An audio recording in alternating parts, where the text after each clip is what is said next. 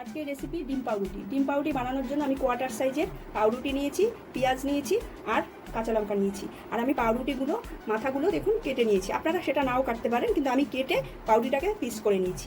এবার আমি ডিম পাউরুটি বানাতে যাচ্ছি। প্রথমে আমি একটা কাচের বাটি নিয়েছি, তার মধ্যে আমি ডিমটাকে প্রথমে ফাটাচ্ছি।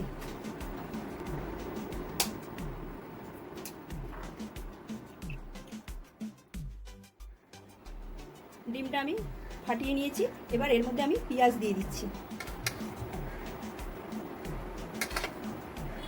আর দিয়ে দিচ্ছি লঙ্কা আর দিচ্ছি স্বাদ মতো নুন আর দিচ্ছি এর মধ্যে সামান্য গোলমরিচের গুঁড়ো। এবার আমি গ্যাসটাকে অন করছি করে আমি একটা ফ্রাই প্যান বসালাম। ফ্রাই প্যানটা গরম হয়ে গেছে, এর মধ্যে আমি এবার সাদা তেল দিচ্ছি। এবার আমি তেলটাকে পুরো স্প্রেড করে নিলাম।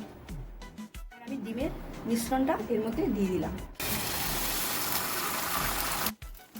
আমি দেখুন গ্যাসের আঁচটা একটুখানি কম করে দিলাম।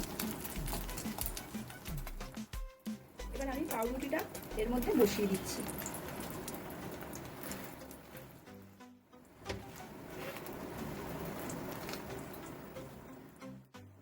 এবার আমি এটাকে উল্টে দেব।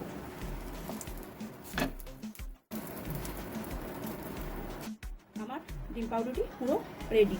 এবার আমি এটাকে প্লেটে নামিয়ে নিচ্ছি। এটা আমি এবার টমেটো কেচাপ দিয়ে সার্ভ করছি।